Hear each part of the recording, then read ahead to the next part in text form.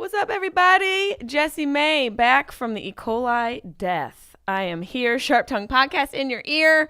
Shout out to Hakuna Supply, my amazing weed stash suppliers. They make my stash boxes, my stash jars, my grinders, my rolling trays. I mean, you don't have to put weed on it. You could put jewelry on the tray. You could put sand in the jars. Even if you're not a marijuana consumer, you can enjoy my products. A portion of the sales go back towards Alzheimer's Association from my end, and Hakuna Supply, I partner with them specifically because they also give back to charities, World Wildlife Foundation, and a foundation to help homeless veterans of Southern California.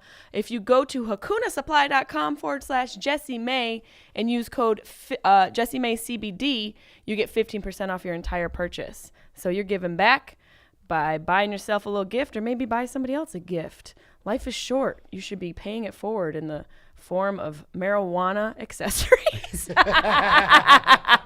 What's up, Chris Porter? What up, Jessimae? How you doing? I'm great. How are you? We're wonderful. We were talking about how you just filled a stadium. I did with 150. I said I was working Ridley. You thought I said Wrigley. I was like, whoa, bro. Yeah, man. Just doing stadiums now. But you never know. Like, it happens like that where you're like, 6 people in a bar and then thousands of people in an arena. For sure. I mean, look at Russell Peters. I know. He goes across the pond and it's stadiums, and then he can't fill a funny bone in Ohio. It's strange. Yeah. And then, I was thinking, because literally a couple nights ago, I was asking you what day it was. It's Monday. It is. A couple nights ago, it is still.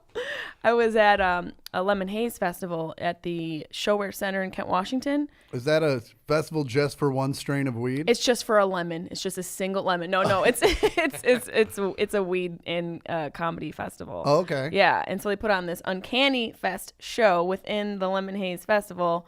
It was Hannibal Buress, Jeff Dye, and Jubal Fresh. I don't know if you know those fellas. Yes. And there were 3,000 people, and it had been a minute for me. Okay. And I was just thinking about that adjustment, a room of 6 people versus thousands.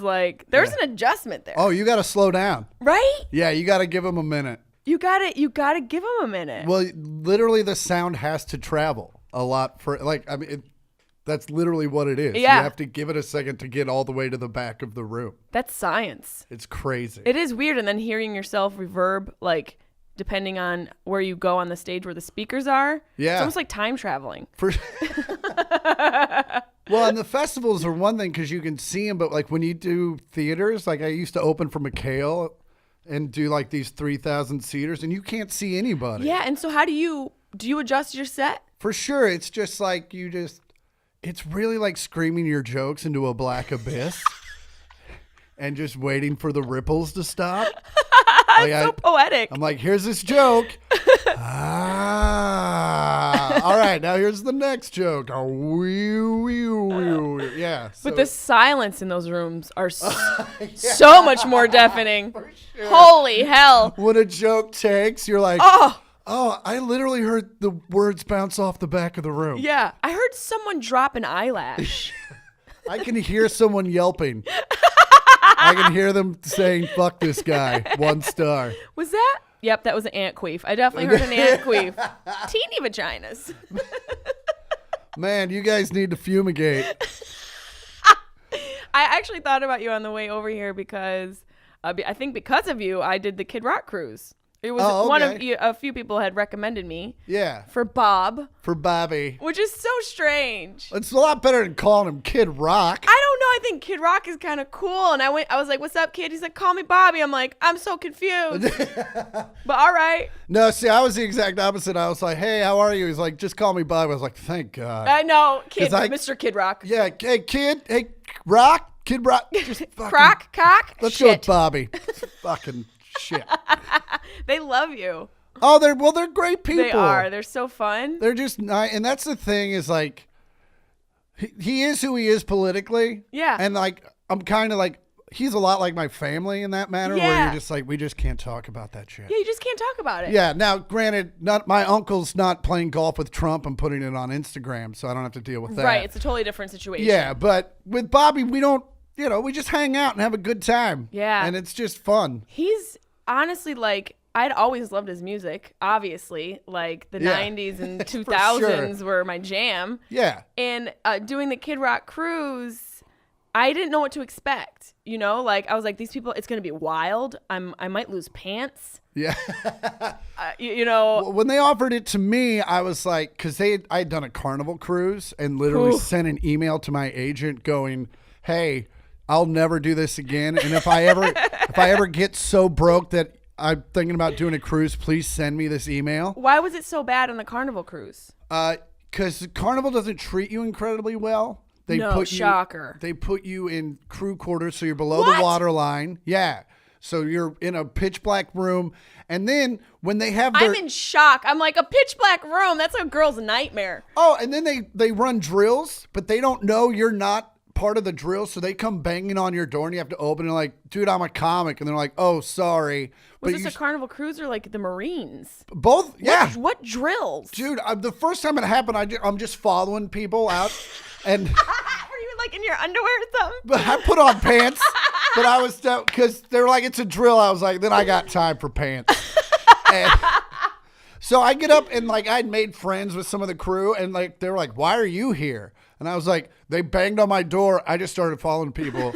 And they're like, you don't have to be here. So then I have to like be like the fish swimming upstream against everyone. You don't need to be here. You don't need to learn how to survive. Yeah, for sure. You don't need that. No. Someone will come get you. Yeah. You'll be fine. Your dick will be out and you'll be clueless as where to go. You're totally gonna survive.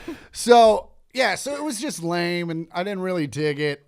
And so, but then when they offered me the Kid Rock cruise, I was just like, well, even if I hate it, I can write an article about the spectacle that is this shit. Yeah. But the moment I stepped on, I was like, I love all these people. Yes.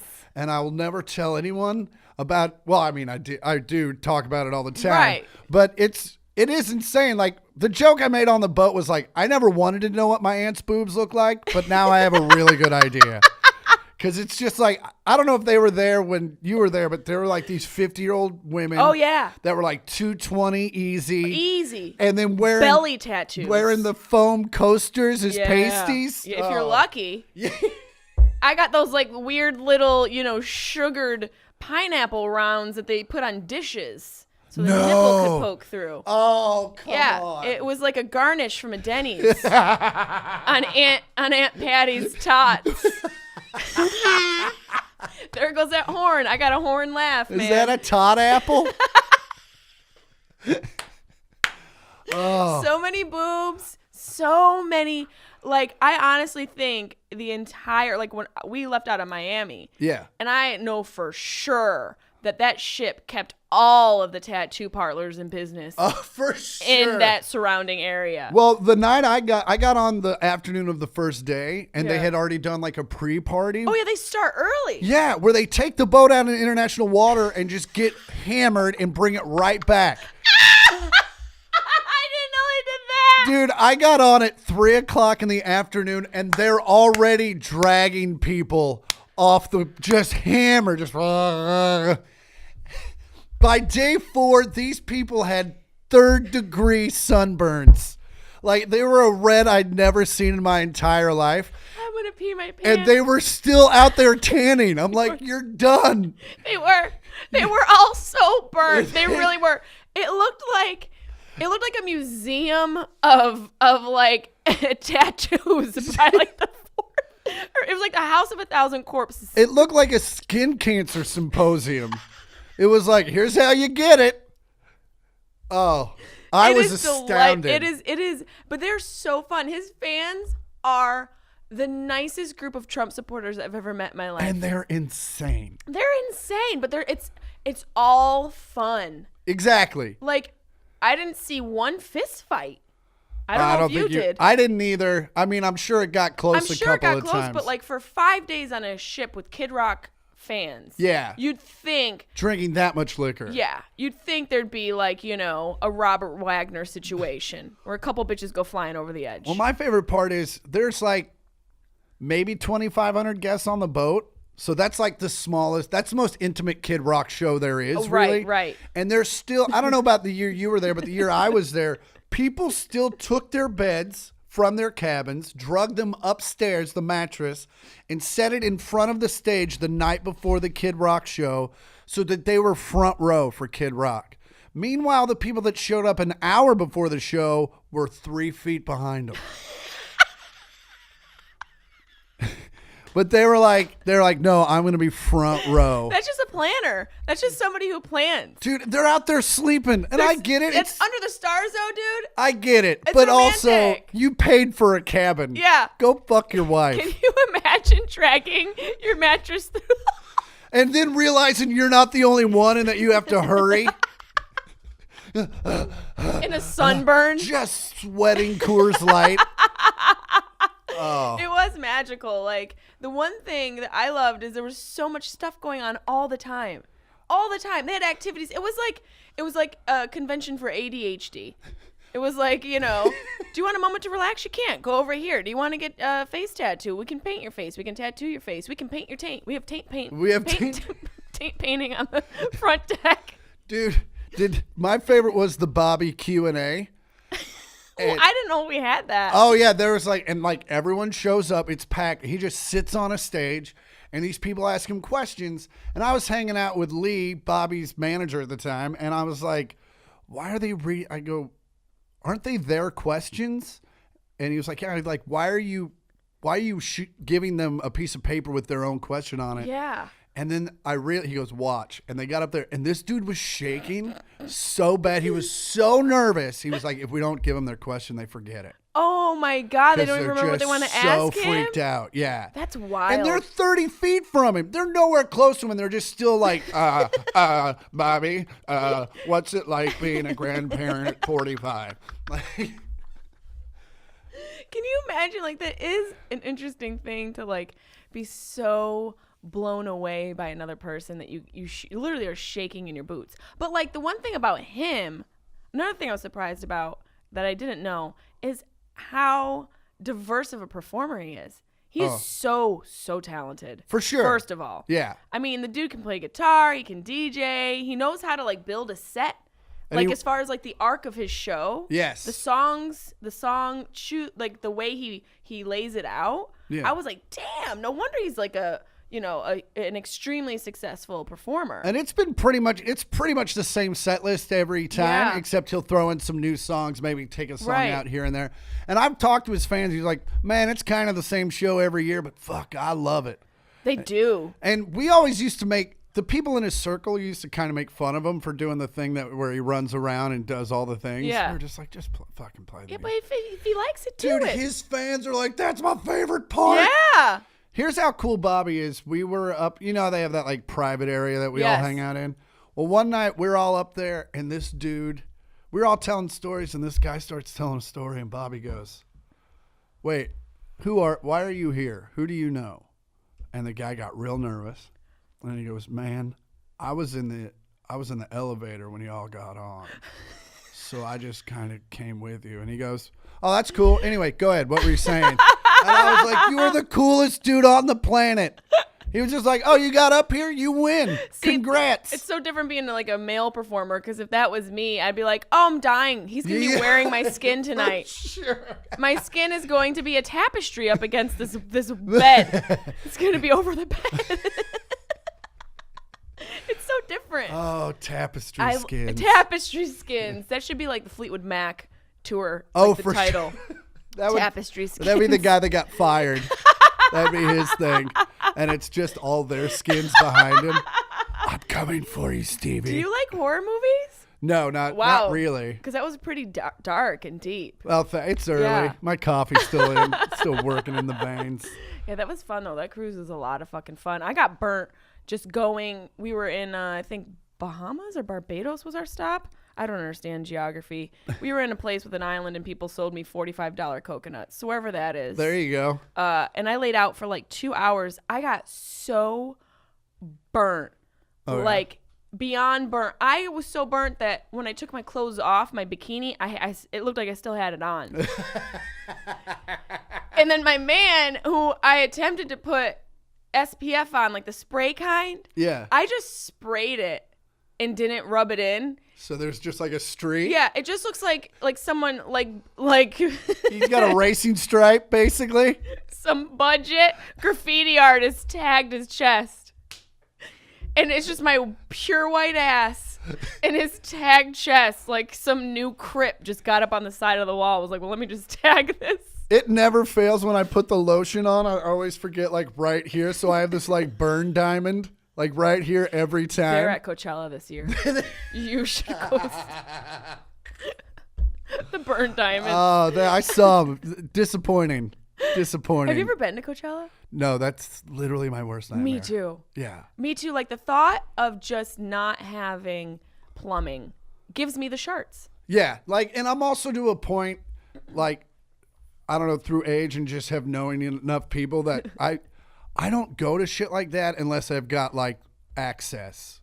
Like, Right. I want some VIP for shit. sure. Like, if you call me and like we're gonna go sit in the lawn, I'm gonna be like, you can go fuck yourself. Sit in a lawn? Yeah. What am I, a Labrador? It better be someone like that's like Stevie Wonder shit. Yeah, and it better be like the softest grass. Yeah. That grass better be like really soft. Like they just gave the lawn a massage. Yeah, a lawn massage, and it was sprayed with smart water. It doesn't even get tap water. Right? It better be luxurious. Yeah, and Stevie better come out and say Yes. what's up. 100%. But otherwise, no, I want to laminate. Yeah. And I want to go place where nobody else can Yes. go. And I don't want want to pull out $1 No, only to tip. for sure. I'm not paying for nothing, and I want free shit. Also, what do you mean I don't have a waitress? There's the horn again. I've got this laugh that is just incessant and won't go away. I want a personal waitress, and she better be from a far off land. It's to the point now where I'm especially at baseball games, I have to sit in the sections that has service. And I don't think that's an entitled thing, because I feel the same way. I think it just comes from, especially what we do for our careers, traveling around and just having so many other aspects to the career to just get to a place where you're just fucking tired. Exactly. You're just fucking tired. What, you mean I got to sit here and then I got to get up and go get? No, I drove here. I drove here. If I have to wait in a line, I'm out. For sure. I don't even want people to wait in line for my funeral. Like, just come straight up. Yeah. I just group around the shit, say goodbye, and leave. Like your casket's like a baggage claim carousel. I'm on a conveyor belt like a salmon dish in Japan. You know what? They could just cremate you and they just pass the ashes around. They can just Pass hold it. the ash. Everyone gets a little scoop, put it in your coffee, drink me. Or, you know what it is? It's an urn / roach clip, and you just hit it and you just pass it. Dude. Done and done. Mind blown. And then, if you need to ash it, you just take the top off, little ash in your ash, boom. A little ash in your ash. For sure. They did that to the dude who, I believe the guy who created High Times, or was it Raw Rolling Papers? One of these huge companies that I forget because they told me that, and I probably should remember, but I smoke marijuana sometimes. Yeah. That they smoked the dude's ashes. My aunt's sister, she's by marriage, so of no relation. She was a skydiver, and one of her friends bounced, as they call it. Like bounced off the ground? Yeah. And they cremated him, and then they put him in their Coke, and did lines of it. I am two things right now. One, shocked that without missing a beat, you one-upped my smoking ash story. I didn't mean to. No. It was the most amazing, seamless. And then two, just the fact that you didn't even bat an eye when I said someone smokes someone's ashes. You were like, yep, totally normal. That's why I love comedians. Just like, sure. Yeah, no, heard that. You have a story about smoking someone's ashes? So do I.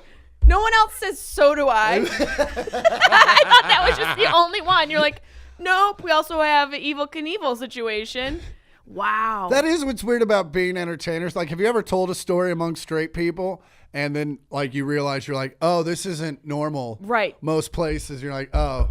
You're like, cool. So now it's weird? Yeah, so now I'm a criminal? Okay, now sorry, I'm a guys. criminal because I told you guys how I flirted with a goat once drunk in Kansas. Well, it was a long weekend, and the people wanted to party with me after the show. Yeah, I drank amaretto out of a girl's vagina, and you were talking about how you went to the gynecologist. The story. Same thing. Same thing. How can you not see where I got that story? Her name was Amaretto. It's just a, consistent situation. I'm just trying to feed off what you're giving me here, sweetheart. Sweetheart, man. I was thinking about maybe going to a strip club this weekend. That's not my thing. No? No. I mean, I would go. It's fun to go with girls. That's what I'm saying. Like just a group of girls and laugh. Yeah. I'm sure that's fun for you guys. I wish I would have stripped. I feel like the ship has sailed for sure.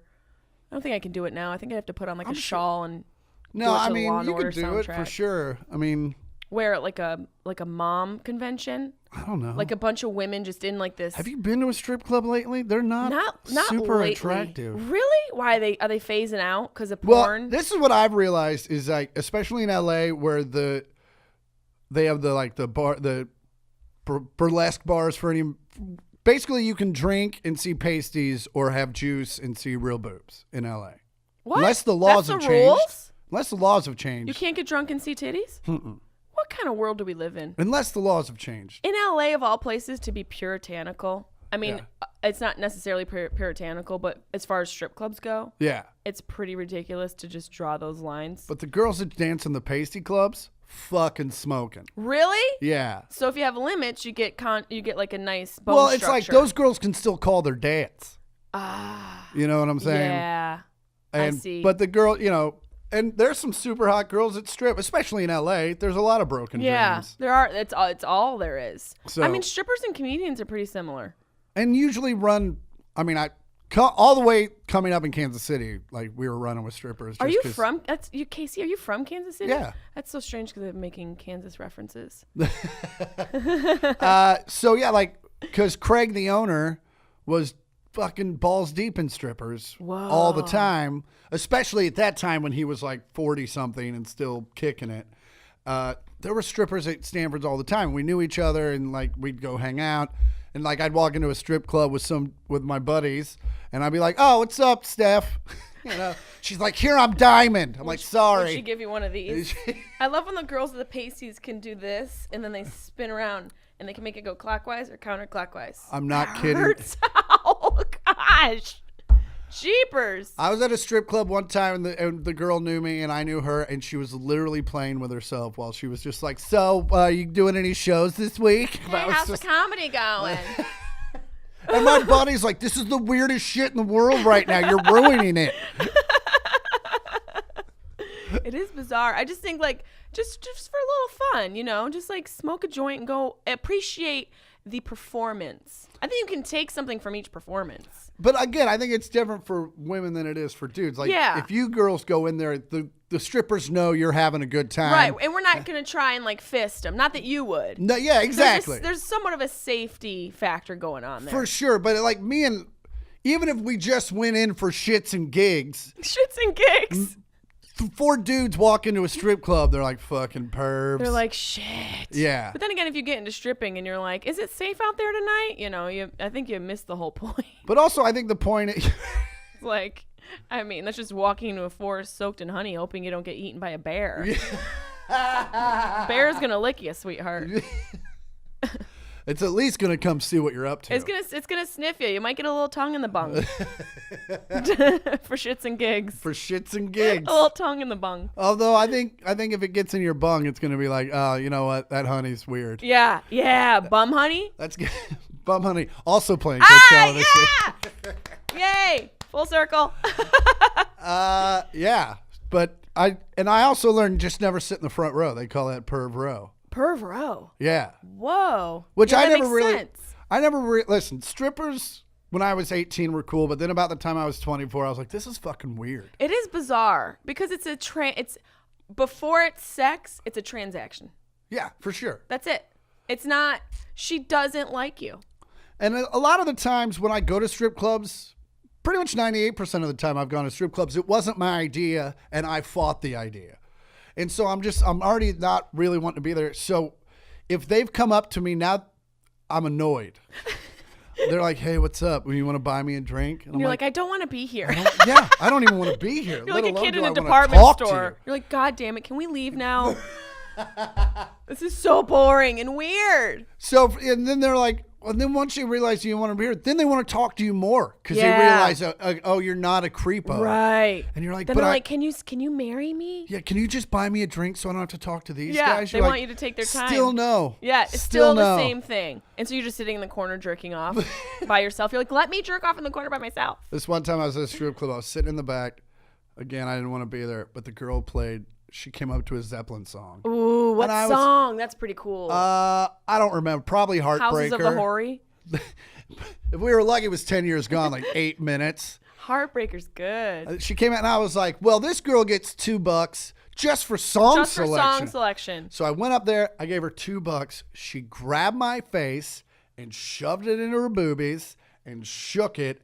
And I have never been more disgusted by boobs in my entire. I was just like, the fuck is, like, I even gave her a look like, the fuck is wrong with you? Yeah, you're like, I'm just trying to tip your musical choice. Why are you, I don't want.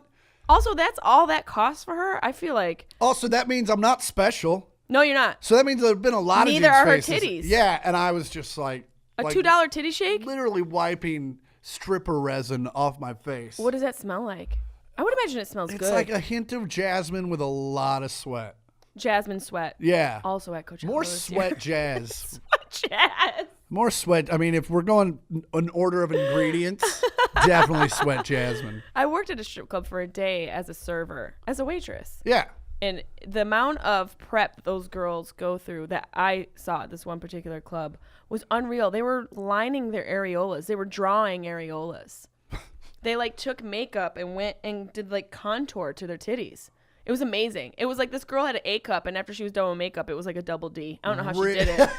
The contour was amazing. I was like, dang, girl, you just made those 3D DDs. That was impressive. Not to mention all the Xanax you have to take just to get yourself into the mood. Jeez. Boy, am I glad my dad loved me. I remember when I was first starting doing comedy, I used to do this opening bit where I'd come up on stage and try to get everyone to get naked, and I'd take off my shirt, and then I'd get up on a stool and do my impression of a greyhound because I was super skinny, right? Oh, my God. And it destroyed. But there were definitely days where I didn't feel like going on stage and taking my shirt off. And then you're like, oh, this is why strippers do drugs. Yes. Because not every day you want to take your clothes off in front of strangers. Hump. Yeah, so it's like, over it. I don't want to be here. How about doing a line of blow? Oh, all of a sudden, I want to be here. I'm way into this. Yes. So, yeah, I think that's where the strippers and comedians and porn stars as well sort of. They just meet at the coke dealers. They meet. I've actually never done coke. I did it once, and I was literally like, this drug is making me feel how I want to make how I want drugs to not make me feel. Right. Like what? Just anxious and like and like lots of energy. Like that's kind of how I am normally. Yeah, you're normally like a high energy person. I like my drugs to be like, hey man, chill the fuck out. Yeah. Let's think about this. Me too. I like my drugs to just be like a pat on the back, like you're okay. Yeah. Shh. I want my drugs to be like shh, not. Like even when I do mushrooms, that initial like that. When it kind of gets that adrenaline going, you're like, and you start to clench up. Like, that's my least favorite part of it. Yeah. But you're like, I got to get through this to get to the fun part. Yeah. But there's just that moment where you're like, I don't like this. You're hulking out before the shroom dust really kicks in. Right. You're just like, you're like, ooh, Hulk mad. I can feel it through my veins. And then you're like, I still have yet to do shrooms, too. Oh, I've had an ounce in my safe for the longest time, and I've doled them out. I just haven't found the time to do them lately. But yeah. I feel like I need to do them again just to like spark some creativity. Yeah. So like, do you have to plan it out? I mean, they say it's 5 hours, but it's 7 really, because you need to eat them. It takes an hour to kick in, right. And then it's 5 hours. And then it's another hour of like, I think I'm fine. Oh wait, no, I'm not. Have you ever had a bad trip on them? Yeah, but I've realized that the only time I've had a bad trip was like I didn't do enough. Like I just had me and my buddy had a couple, and we were like, we'll split them, and it was just enough to like just do that stress you out part. Yeah, and like I remember one time my uncle and I did them. Your uncle and you did shroom? And he hadn't done them in years, and he was like, well, I don't want to overdo it. I was like, yeah, but you also don't want to underdo it. Yeah, there's a sweet balance. Yeah, so yeah, we had a good time. What did you and your uncle bond after? We were up in his cabin in Minnesota, and that was the plan. Yeah. And he was like, yeah, I'd love to do mushrooms, because he's a big pothead. That's awesome. And so we went up there and we ate them and had a just fucking sat by the campfire and tripped our balls off for 5 hours. That's the way to do it in nature. How long ago was that? That would have been '07 maybe. I'm glad it wasn't when you were like a small child and it turned out to be a really awkward uncle story. Yeah, I was like 9. I had a really. I don't remember anything. He said they were mushrooms, but whatever. They were on a pizza, and then he showed me his dungeon. I was achy. I was achy afterwards. I pooped funny for a little bit. I pooped funny. Don't we all? I mean, from time to time, for sure. I was going to tell you especially on the road. I pooped funny because of E. coli. Because of E. coli. Now, is that a food thing, or did you just not wash your hands after you wiped? It can be all of those things. Oh, okay. And it's hard to pinpoint where you get it from. There's so many ways to get it. Like, I Googled afterwards because I was like, what? I'm a demon. Like, what happened? I usually keep myself so clean, but especially as many hands as we shake after shows. So many hands. And how many, we lick things. The microphone is here. Like, for sure. There's a lot of amoebas in your life. How many things are you licking? You don't ask questions. Okay. Do you see your face up here? Do you see Chris Porter? No, I was kidding. It's just is a very easy situation to get yourself in when you travel a lot. Sure. And I just got back from Japan, and then I had to do a week of filming in Tennessee, and I just was like, my whole core, I was just in extreme pain. Okay. And I went to the urgent care, and the doctor, did all the testing, and I had to give a sample of pee. Mm-hmm. And then there's this thing, I don't know if you've ever had this situation, called a crap hat. And it's basically the equivalent of giving a pee sample in that little thing that they give you for poop.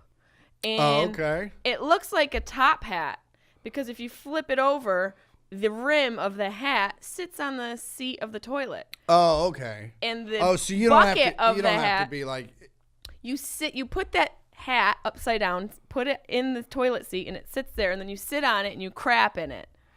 And I got stage fright and I couldn't do it because I'd never crapped in a hat before. Because I'm a regular human being, and I haven't been to the second Kid Rock cruise.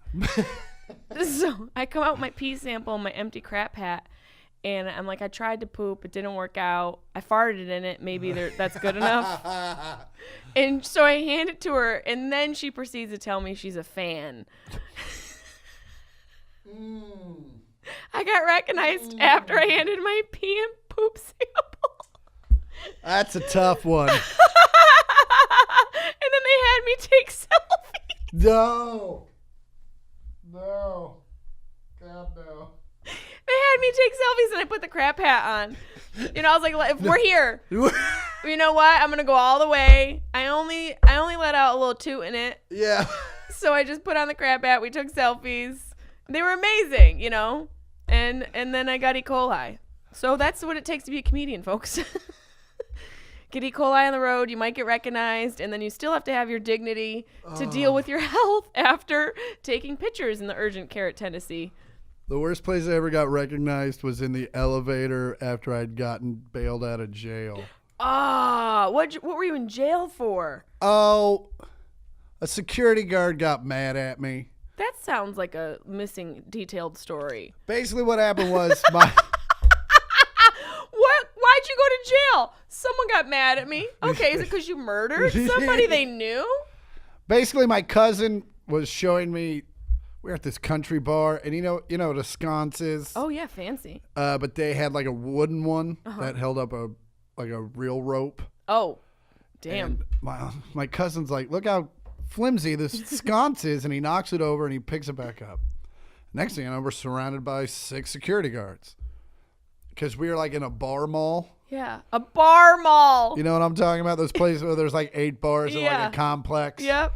And the bar mall had security, so the security's like they're all around. It's like a Wednesday night, and I know they're just bored. Right. Like there's just nothing going on because there's 6 of them, and they're like, "We think you guys need to leave. We think," and they're pointing at my cousin. We think he's a little drunk, and I go, "No, oh man, no, he knocked the sconce over on purpose." I tried to explain the situation, and they're like, "No, you need to go," and they put their hands on my cousin, and I put my hands on the security guard going, "No, man, fuck you." And I said that, but I had more to say. And like I was gonna say, fuck you, we're fine. You guys are just bored, but they didn't let me get that part out.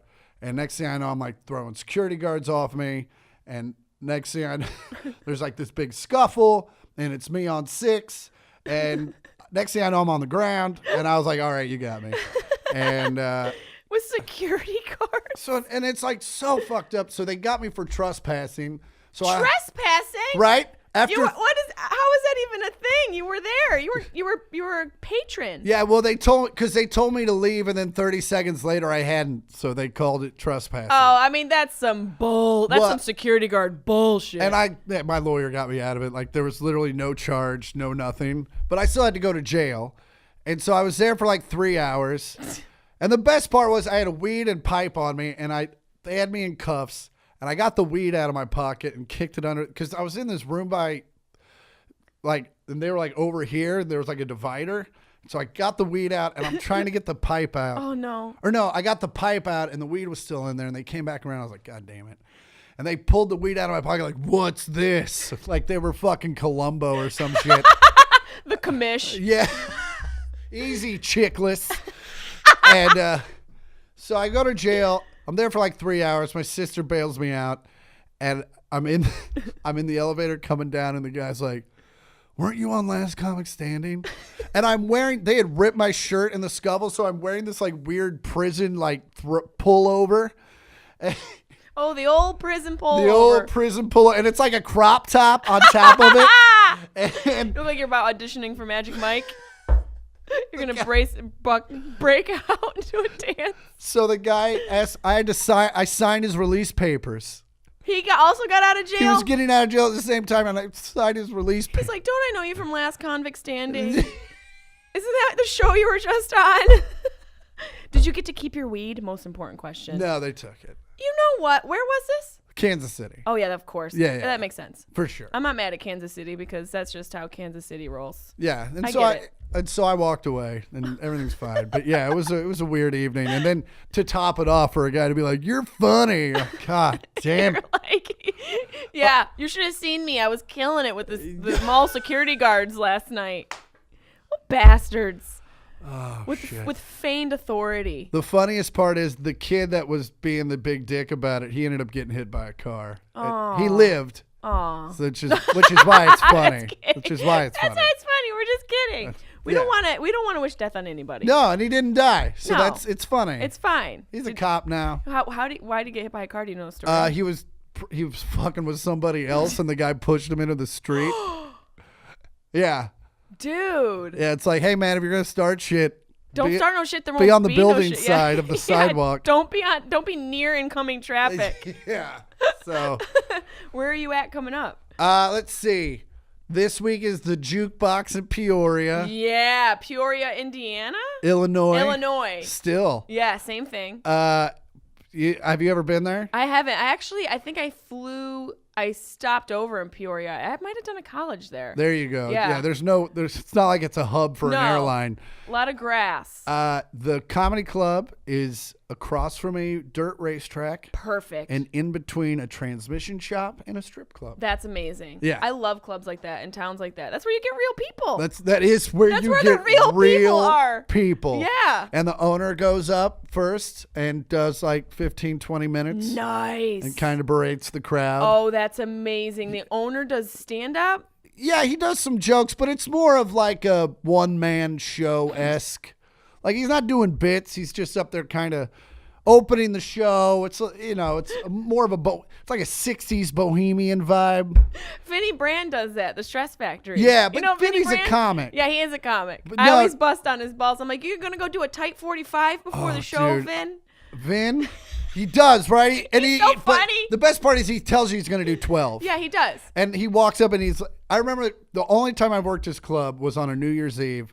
And he goes, all right, I'm going to go do a tight 12. And as soon as he left the feature act goes, I've never seen Vinny do a tight 12. Never. And he went doesn't up there even get through the announcements on a tight 12. He's still telling you about tipping your waitresses at 11 minutes. Oh. You're like, what is going on? Have you ever done New Year's Eve there? Not there, no. I don't know if they still do it this way, but imagine. the year I did it, he goes, we do it differently here. I go up and do 20. The feature goes up. Then we do the countdown, and then you go up and do an hour. No. Yes. After the countdown? After the countdown. Oh, that's a nightmare. And I was like, Vinny, no. And he was like, we do it every year. It works. And I was like, no, there's that's no like way an it works. intermission. And it was an hour of me fighting this drunk chick. Oh. And she was there with like some well-to-do family in wherever the fuck that is. Yeah. And New Brunswick. And like this family came to New Year's Eve every year. Oh boy. And they sat up front and they were like, and this chick was like a friend of the family. And she was such a nightmare that she kind of got expelled from ever hanging out with the family again. That's good though. Yeah. There's never a breakthrough without a breakdown. That's sometimes in comedians, sometimes we break up marriages or we fix them. Or we get rid of your shitty friends. For sure. By pointing out their flaws. Or we just let them do it. Yeah, or we just let them do it. You're like, oh, you're just going to be a complete asshole? Awesome. Go ahead. I'll just sit back. Please continue. And I don't know what it is because I love women, I love men, I love all people except for assholes. And it tends to be, I don't know if you find this on the road, but 95.99% of hecklers are women. For me. No, I got about a 50-50. Wow. Yeah, a lot of dudes. Really? Yeah. That's interesting. And it's most not comics I talk to have mainly women. No, I have a lot of dudes, mainly because my heckles with the dudes are mainly they get really excited. Yeah. So it's like, is it like encouraging heckles? Sometimes it's like a yeah, or they'll just try to yell out a tag or something. And every time, and I do this thing now where I let it sit there. And then I just go, you thought that was going to be really funny, didn't you? You're in your mind. You said that we laughed so hard that I bring you up here for a second round of applause. And a bow, and then we all carry you out on your shoulders. But what actually happened was what just happened, and now it's really hot in here, isn't it? Now your underarms are soaked, aren't they? Oh man, isn't it amazing how fast the sweat glands kick in? Dude, it's just drenching you right now. Yeah, it's drenching you. Do you feel all the upper Under Armour sweat? in the world will not save you will right not. now. You smell now too. You smell. You're not funny. See how your date just moved away from you? Yeah, and imagine doing that over and over and over for 4 or 5 years before you start to get funny. Yeah. Welcome to comedy. So go back to your coworkers and tell you that you're only funny at the fucking holiday party. And also, no, I won't come to your work because no, I won't have a new hour. Oh, the ins and outs of this. It's so fun, though. It's the most fun. It's the greatest job in the world. So you're going to be in Peoria, Illinois. Peoria, Illinois. I say Illinois.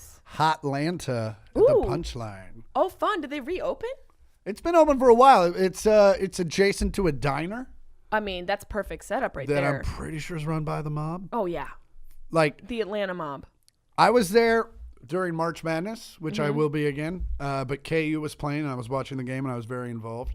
And the waiter was a 50-year-old bald white guy that looked like he'd probably fucked some people up in his life. Nice. And he looked at the TV, he goes, yeah, I got $1,000 on this game. And he said it like 1,000, like, I don't know, most diner wait staff would have said that like, I got $1,000 on this game. Yeah. He didn't seem to care about the $1,000. I was like, there's no way this is your only gig. No, there's no way. Because there's no way you're pulling that kind of money. No, serving sunny side up. Yeah, and the guy at the guy that's seating people like just looks like the big bad dude from The Wire. Yeah. Like the Greek or whatever. Yeah, it was just like you're just sitting there like. It's just a front. For sure. Yeah, it's just a laundering situation. How has this place not been shut down? Yeah, it's the Ozarks of Atlanta. There's $100 bill in my Benedict. Oh, man. That's delicious. I love that sauce. That's the best sauce when it comes to $100 bills. Man, it will stop you up, though, if you don't see it. Man, you ever pooped 100? It'll bind you up a little bit. Maybe that's why I couldn't crap in the hat. Because I'm filled with $100 bills. Where can my people find you, Porter? I am Chris Porter is my handle, and then Chris Porter Comedy is my website. Nice. Yeah. You podcast? You podcast? I don't have a podcast. That's all right. You don't need one. I feel like I missed the boat. You didn't miss the boat. I feel and I got a new special coming out April 16th. Nice. What's it called? A Man from Kansas. Nice. And you can find it everywhere but Netflix. That's a great way to promote it. Yeah. It's everywhere but Netflix. Yeah, except the easiest place. Yeah, you can find it everywhere. Because I'm a middle-aged white dude not named Seinfeld. Chris Porter, everybody. Thank you. Thanks. Thank you.